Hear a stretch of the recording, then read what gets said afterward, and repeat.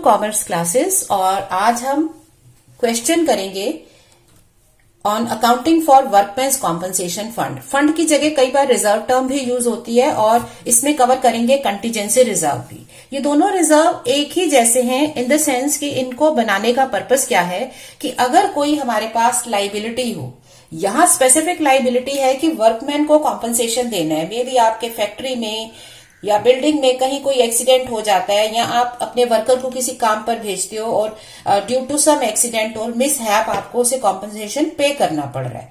और दूसरी तरफ कंटीजेंसी रिजर्व में क्या है, इसमें वैरायटी ऑफ लाइबिलिटीज आ सकती हैं। मतलब कोई भी आपकी अनफॉरसीन लाइबिलिटी है जिसके लिए आपने रिजर्व बना दिया, तो ये बेसिकली है क्या, it's a part of profit. इसमें दो चीजें ध्यान रखनी है। नंबर 1 कि इस अमाउंट का करना क्या है और नंबर 2 इसकी एंट्री क्या करनी है। ऑल्दो मैंने इसमें आपको 5 केसेस बताए हैं, एक्सप्लेन किए हैं, आज फटाफट से उनको एक बार से रिवाइज कर लेते हैं। पहली चीज, what to do with amount. जब हमें यह पता होगा कि अमाउंट का क्या करना है तो हम उसके बाद अपना उसकी एंट्री इजीली पास कर सकते हैं। अब आप ये सोचो कि ये रिजर्व क्या है, वर्कमैन कॉम्पनसेशन फंड या रिजर्व क्या है, ये है पार्ट ऑफ प्रॉफिट। ये प्रॉफिट का हिस्सा है, लेकिन ये फ्री नहीं है। फ्री क्यों नहीं है? क्योंकि इसके अगेंस्ट एक लाइबिलिटी है कि अगर ऐसी कोई लाइबिलिटी फ्यूचर में आती है तो तुम्हें इस प्रॉफिट को यूज कर लेना है, तो वो उस ईयर के प्रॉफिट पे बर्डन नहीं डालेगी। क्योंकि हमारा सिस्टम भी यही कहता है ना कि हमें एक्रूवल मोड में जिस ईयर का प्रॉफिट होता है उसमें उसी ईयर के एक्सपेंसेस लिखने चाहिए। तो अगर कोई आपका कॉम्पनसेशन का क्लेम चल रहा है, ठीक है ना, अब वो पुराना क्लेम है तो वो पुराने प्रॉफिट्स में से जाना चाहिए, तो इसके लिए हम इनमें वर्कमैन कॉम्पनसेशन फंड या रिजर्व बना के रखते हैं। बट ये रिजर्व जो है ये प्रॉफिट ही है, बट अगेंस्ट इसके अगेंस्ट एक लाइबिलिटी है जो हो भी सकती है, नहीं भी हो सकती, ठीक है ना। तो अब आप क्या करोगे, आप ये लाइबिलिटी का अमाउंट चेक करोगे, वर्कमैन कॉम्पनसेशन लाइबिलिटी का अमाउंट चेक करो कि ये कितना है। अब ये लाइबिलिटी आपकी, मान लो आपका रिजर्व का जो अमाउंट है उससे आपकी लाइबिलिटी कम है, ठीक है ना। तो जब तक ये रिजर्व सफिशिएंट है, अगर रिजर्व आपका सफिशिएंट है टू मीट लाइबिलिटी, तो आपको क्या करना है, transfer it to liability that is claim और प्रोविजन। उसके क्लेम या प्रोविजन के अकाउंट में ट्रांसफर कर दो और ट्रांसफर बैलेंस लेफ्ट, जो पैसा बच गया वो आपका प्योर प्रॉफिट है, तो वो आप पार्टनर्स के कैपिटल या करंट अकाउंट में आप ट्रांसफर कर दोगे एज प्रॉफिट। ये पूरा प्रॉफिट है, ठीक है ना। अगर ये सफिशिएंट ना हो तो उस केस में हमें क्या करना है, सफिशिएंट ना होने का मतलब क्या हो गया कि आपका रिजर्व कम है, आपकी लाइबिलिटी ज्यादा बन गई है। अगर ये सफिशिएंट नहीं है टू मीट द लाइबिलिटी, तो जितनी लाइबिलिटी इससे मीट हो सकती है उसको आप फुली लाइबिलिटी अकाउंट में ट्रांसफर कर दो।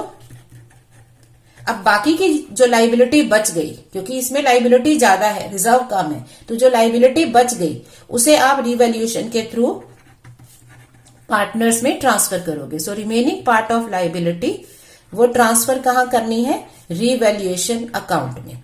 और रिवैल्यूएशन अकाउंट बनता है सारी एसेट्स और लाइबिलिटीज के लिए। हम अभी एक ही केस डील कर रहे हैं तो हमारे पास और चीजें नहीं है, बट अगर एक बड़ा क्वेश्चन इस पे आएगा ना तो आपके पास डिफरेंट एसेट्स लाइबिलिटी के वैल्यूएशन भी होंगे। तो रिवैल्यूएशन का प्रॉफिट और लॉस जो भी बनेगा वो पार्टनर्स के कैपिटल और करंट अकाउंट में ट्रांसफर कर देते हैं।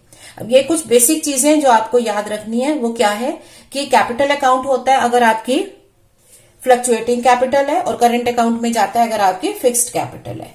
अब ये जब चीजें बांटोगे आपको रेशो कौन सी लेनी है, ओल्ड रेशो। क्यों? क्योंकि ये जो चीजें हैं ये सब पुरानी हैं, तो पुरानी रेशो चलेगी। हमने पूरी टाइम लाइन पर एक मार्किंग कर दी है, ये हमारे टाइम लाइन है, ये हमारा टाइम चल रहा है। इसमें हमने एक पर्टिकुलर डेट को मार्क कर दिया कि इस डेट को चेंज हो रहा है प्रॉफिट शेयरिंग रेशो। अब अगर आपकी इस डेट को प्रॉफिट शेयरिंग रेशो चेंज हो रही है तो इससे पुराना कुछ भी हो, इस डेट से पिछला कुछ भी हो, टाइम तो ऐसे आगे बढ़ता है ना, ऐसे मूव करते हैं, कभी ग्राफ बनाते हो ऐसे ही बनाते हो ना, तो इससे पीछे जो कुछ भी होगा वो सब पुराना है, ओल्ड रेशो में जाएगा। इसके आगे जो कुछ भी होगा वो न्यू रेशो में जाएगा। तो क्योंकि ये रिजर्व पहले से बना हुआ है तो वो पुराना है, पुरानी रेशो में, ओल्ड और एग्जिस्टिंग रेशो में बंट जाएगा। ये तो हो गई बात कि हमें करना क्या है। अब इसको लिखेंगे कैसे, मतलब अब जर्नल एंट्री क्या बनेगी। तो आपके पास क्या है, एक है वर्कमैन कॉम्पनसेशन फंड और रिजर्व या कंटीजेंसी रिजर्व। तो एक से एंट्री बताऊंगी। अब अगर इसके अगेंस्ट लाइबिलिटी कुछ भी है जो कम है तो आप उसको वर्कमैन कॉम्पनसेशन का प्रोविजन बोल दो या क्लेम बोल दो, उस अकाउंट में ट्रांसफर करोगे। एग्जैक्ट अकाउंट नेम मैंने एंट्रीज में बताया हुआ है, इसे वर्कमैन कॉम्पनसेशन प्रोविजन नहीं बोलते हैं, एग्जैक्ट में बोलते हैं प्रोविजन फॉर वर्कमैन कॉम्पनसेशन या क्लेम फॉर वर्कमैन कॉम्पनसेशन। तो उसमें ट्रांसफर कर दो जितना जरूरी है। बाकी जो बैलेंस बच गया, जो डिफरेंस बच गया, वो आपको सारे पार्टनर्स में उनके कैपिटल या करंट अकाउंट में डाल देना है। किस रेशो में, ओल्ड रेशो में, एग्जिस्टिंग और ओल्ड रेशो में बांट देना।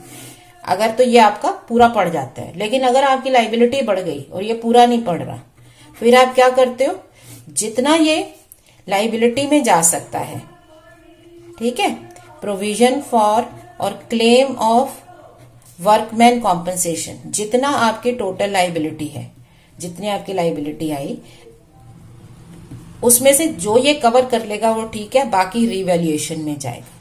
उसके बाद आप रिवैल्यूएशन अकाउंट बनाएंगे, ठीक है ना। अब आप अकाउंट बनाओगे और फिर उसके बाद रिवैल्यूएशन का प्रॉफिट हो जाएगा, तो प्रॉफिट पार्टनर्स कैपिटल अकाउंट में या करंट अकाउंट में क्रेडिट करते हैं, और लॉस होगा तो रिवर्स एंट्री, ठीक है। तो अब अगर मैं इतने सारे पॉइंट्स आपको एक एक चीज लिख के बताऊंगी तो आपके तो 15-20 एंट्रीज होंगी, तो इतने आप रट्टे मारोगे। उससे बेटर है आप कॉन्सेप्ट को समझ लो कि ये, इसको आप इस तरह से समझ सकते हो कि सपोज आप दो ब्रदर सिस्टर या दो ब्रदर्स या दो सिस्टर्स, दो लोग जाते हो कुछ मार्केट घूमने, तो आपके पेरेंट्स आपको कहते हैं कि ये बेटे 500 रुपीज ले लो और इससे ना ये लिस्ट है, ये सामान ले आना। वो 500 रुपीज हो गया प्रोविजन, वो लिस्ट हो गई उन सामानों की। अब हमें नहीं पता कि वो सामान मार्केट में उस दिन अवेलेबल होगा नहीं होगा, होगा तो आप ले आओगे, यही आपको कहा है ना, आप लेके आओगे। तो अगर आपका वो सामान उस अमाउंट के अंदर अंदर आ जाता है तो आप सामान लेके आओगे, बाकी का पैसा वापस आके दे दोगे। आप कहोगे कि ये आपको पैसा वापस मिल गया, तो जो ऑनर था उसको पैसा वापस कर दिया कि तुमने अपने प्रॉफिट में से, अपने फंड में से इतना पैसा लग गया था, वापस ले लो। अब अगर मान लो कि चीजें आपकी ज्यादा की आ गई, आपका खर्चा प्रोविजन जितना आपको दिया था, जितना अमाउंट आपके लिए बनाया था फंड में, उससे ज्यादा का हो रहा है, तो अब आप क्या करोगे। अगर तो आप या तो आप फोन करके बोलोगे कि देखो आपका पैसा कम हो गया, चीजों का तो वैल्यूएशन ज्यादा का था, आपने कम पैसे दिए, अब हमें पैसे और चाहिए, ठीक है। तो अब आप उसको रिवैल्यूएट करोगे और रिवैल्यूएशन के थ्रू फिर आप बोलोगे कि अब पैसा और दो। आप लिस्ट पकड़ाओगे ना, ये देखो ये चीजें हैं, आपका पैसा इतना था, बाकी हमें रिवैल्यूएशन की वजह से हमें आपको देना पड़ेगा अब, तो वो आपको रिवैल्यूएशन के थ्रू फिर पैसा मिल जाता है। तो जब लॉस होगा या पैसा कम पड़ गया तो उसको रिवैल्यूएशन के थ्रू देना है, जब प्रॉफिट बच गया तो उसको पार्टनर्स को, ऑनर को आके वापस कर देना है। आना दोनों केसेस में ऑनर के थ्रू ही है, ऑनर के पास ही जाना है, प्रॉफिट हो लॉस हो। बस यहाँ क्या है, ये रिवैल्यूएशन के थ्रू हो रहा है क्योंकि आपका वैल्यूएशन गड़बड़ था। आपने जितना फंड बनाया था, आपकी लाइबिलिटीज उससे कहीं ज्यादा की निकल रही हैं, ठीक है। तो इसलिए फंड पूरा यूज करने के बाद भी आपको अभी और पैसा चाहिए तो वो रिवैल्यूएशन के थ्रू मिलेगा। अब इसको हम एक एंट्रीज के थ्रू, क्वेश्चन के थ्रू करते हैं। जैसे मान लो ये है, ये मैंने 5 केसेस कराए थे, ठीक है, जर्नल एंट्री भी बताई थी। अब ये आप एंट्रीज को दोबारा से रिवाइज कर सकते हो केस वाइज भी, अगर आप हर केस को अलग से लर्न करना चाहते हो। Now let us see the question. Start with the question directly. A, B and C are sharing profits and losses in ratio of 4:3:2. They decided to share profits and losses in the ratio of 3:2:1. तो ये हो गया इनका old ratio और ये हो गई इनकी new ratio. Okay, balance sheet shows workman compensation reserve. Workman compensation reserve है 90,000 रुपीज का। All right, now we are given different cases और इन केसेस में हमें एंट्री करनी है। केस 1 क्या है, देयर इज नो इंफॉर्मेशन। तो अगर हमें इंफॉर्मेशन ना दे रखी हो तो हम ये मान लेते हैं कि प्रोविजन या क्लेम फॉर वर्कमैन कॉम्पनसेशन कुछ नहीं है, जीरो है, क्योंकि होता तो बता देते ना, तो नहीं है। तो अगर कुछ नहीं है इसका मतलब ये जो आपका प्रॉफिट था ये पूरे का पूरा प्रॉफिट बच गया। अब इस पूरे प्रॉफिट को आपको पार्टनर्स में बांट देना है। So workman compensation reserve account debit to partners capital और करंट अकाउंट। तो क्योंकि इस क्वेश्चन में हमें ये तो बता नहीं रखा कि ये कैपिटल्स कैसी हैं, तो व्हेन इन डाउट हम मान लेते हैं कि हमारी कैपिटल्स फ्लक्चुएटिंग है, तो ये सब कुछ इनके कैपिटल अकाउंट में ट्रांसफर हो जाएगा। सो पूरा 90,000 4:3:2 रेशो में बट गया, दैट इज 40,000, 30,000 एंड 20,000 बांट दिया आपने, ठीक है ना। अब आ जाओ केस सेकेंड। सेकेंड केस क्या है, there is no claim. Similar है, आपने प्रोवाइड कर रखा है, मतलब आपने अलग कर रखा है 90,000 का, लेकिन अब आपके पास प्रोविजन या क्लेम एज पर इंफॉर्मेशन नील है ही नहीं, ठीक है। तो ये तो सेम केस हो गया, इसका मतलब सारा प्रॉफिट आपका बच गया, कुछ भी यूज नहीं हुआ क्योंकि कोई लाइबिलिटी आई ही नहीं। तो सेम एंट्री मैं लिख नहीं रही हूं, सेम एंट्री रिपीट हो जाएगी, ठीक है ना। सो नेक्स्ट केस क्या है, अगर आपके पास claim on account of workman compensation is estimated to be 45,000, तो वर्कमैन कॉम्पनसेशन का रिजर्व का बैलेंस तो था 90,000 का, लेकिन आपका क्लेम या प्रोविजन जो है फॉर वर्कमैन कॉम्पनसेशन कितना है 45,000। अब इसमें टर्म कौन सी यूज करेंगे ये याद रखना है। अगर एस्टिमेट किया गया है तो टर्म होती है प्रोविजन, और अगर डिटरमिन किया गया है तो टर्म होती है क्लेम, कि क्लेम डिसाइड हो चुका है तो क्लेम यूज करो टर्म, अदरवाइज आपको अभी प्रोविजन ही बनाना पड़ेगा। आपने अकाउंट्स में अब तक सीखा होगा 11th और 12th क्लास में अब तक कि जो भी लाइबिलिटीज या लॉसेस आप फोर्सी करते हैं, एंटिसिपेट करते हैं, उनके लिए प्रोवाइड किया जाता है, तो उसके लिए टर्म बन जाती है प्रोवाइड से नाउन प्रोविजन, ठीक है। तो प्रोविजन आ जाते हैं। अब आपके पास कितना पैसा बचा, 90 तुमने अलग कर लिया था पर खर्चा तो 45 का ही दिखा रहा है, तो आपका प्रॉफिट कितना बच गया 45 का। तो ये पार्टनर्स में बंट जाएगा 4:3:2 की रेशो में।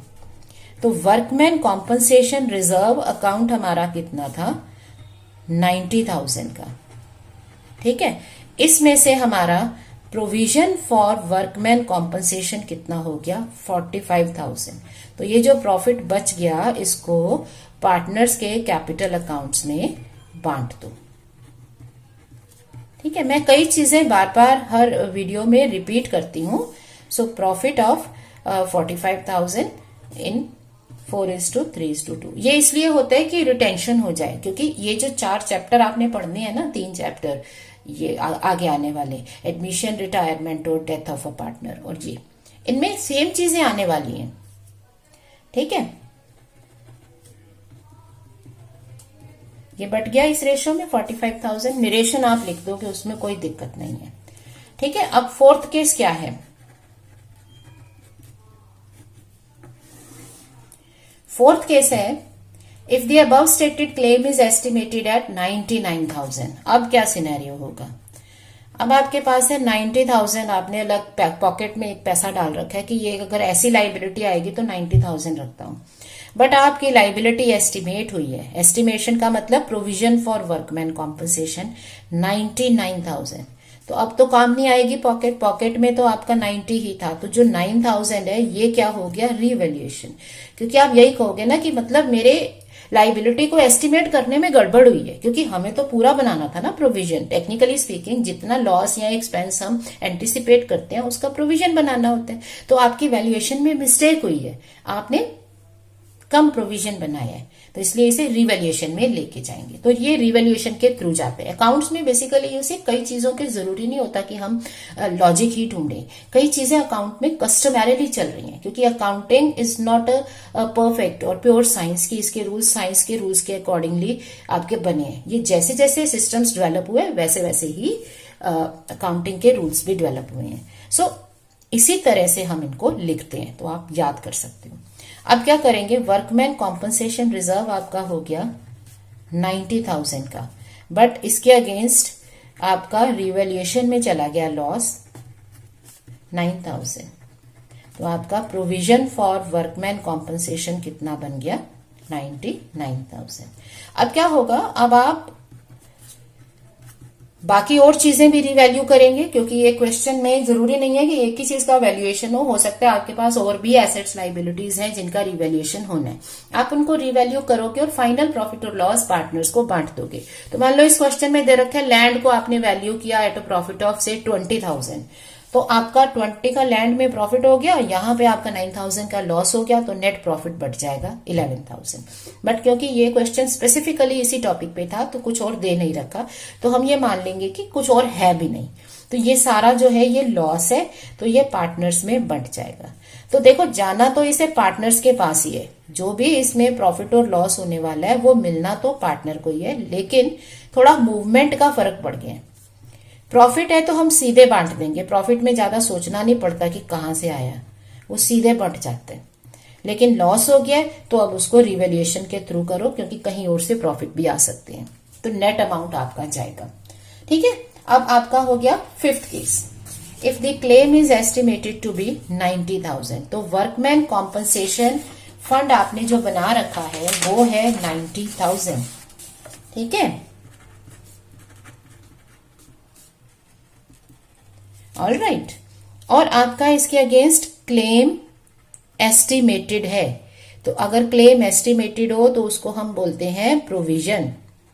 ठीक है, एस्टिमेशन से प्रोविजन ही बनते हैं, क्लेम नहीं बन सकता, क्योंकि क्लेम तब होते हैं जब सेटलमेंट होती है। ठीक है, सो ये भी है 90, तो अब तो ना प्रॉफिट बचा ना रिवैल्यूएशन की जरूरत पड़ी। आप बिल्कुल सही थे, आपने एग्जैक्ट अमाउंट का प्रोविजन बनाया, तो पूरे का पूरा आप प्रोविजन फॉर वर्कमैन कॉम्पनसेशन में डाल दोगे। तो ना प्रॉफिट निकला जो बांटना पड़े, ना लॉस है जो रिवैल्यू करना पड़े, तो एक ही एंट्री है, सिंपल सी। Last case, if the claim is determined. अब यहां ये समझने वाली बात है, अब क्लेम हो गया है डिटरमिन, तो इसे लिखेंगे क्लेम फॉर वर्कमैन कॉम्पनसेशन। कितने पे? 36 पे। तो यहां भी देखो आपको फायदा हो गया, प्रॉफिट अलग रखे हुए थे, क्लेम तो कम का ही बन रहा है, तो बाकी जो है वो आपका 54,000 का प्रॉफिट रिजर्व बच गया। क्योंकि रिजर्व प्रॉफिट है, ये बच गया तो इसे एज अ प्रॉफिट पार्टनर्स में बांटेंगे। लेकिन अब ऑन एंट्री क्या होगी? Workman compensation fund account debit 90,000। अब हम यहां पर क्या लिखेंगे? Claim for workman compensation. जो अब तक हम टर्म यूज कर रहे थे प्रोविजन, अब उसे रिप्लेस किसने कर दिया? क्लेम ने, क्योंकि लाइबिलिटी सेटल हो गई है। So claim for workman compensation to A is capital account, B is capital account, C is capital account. ठीक है, 54,000 नेट प्रॉफिट और balance left of 54,000 divided in 4:3:2। New ratio में भूल के भी नहीं बांटना, क्योंकि न्यू रेशो आगे आने वाले टाइम के लिए जो आगे से अर्न करोगे। सो 24,000, 18,000, 12,000। मेरे थोड़े से अमाउंट्स इधर उधर हो रहे हैं, लेकिन क्योंकि मैं इसमें अभी जर्नल का फॉर्मेट नहीं लेके चल रही हूँ। ठीक है, तो इस तरह से करते हैं। अब बताओ इस क्वेश्चन में 6th पार्ट में और 3rd पार्ट में क्या फर्क है? दोनों केसेस में क्लेम कम पे एस्टिमेट हुआ है और प्रॉफिट पार्टनर्स में बांटा है। फर्क सिर्फ इतना है कि यहां पर क्लेम एस्टिमेट किया था तो आपने प्रोविजन लिख दिया, प्रोविजन फॉर वर्कमैन कॉम्पनसेशन, और यहां क्लेम डिटरमिन हो गया तो आप लिख देते हो क्लेम फॉर वर्कमैन कॉम्पनसेशन। ठीक है, और इसी चीज के लिए आपके पास क्या होगा? आपको बुक में सारी एंट्रीज बार बार बता देंगे। हमें बार बार क्या करना है? हमें सिर्फ बेसिक एंट्री याद रखनी है कि जो कुछ भी क्लेम इसका एस्टिमेट होगा या डिसाइड होगा उसको अलग कर देना है, बाकी का आपको बांटना है। तो उसे प्रोविजन लिखोगे एस्टिमेशन के केस में, और क्लेम लिखोगे जब ये डिटरमिन हो जाता है या सेटल हो जाता है।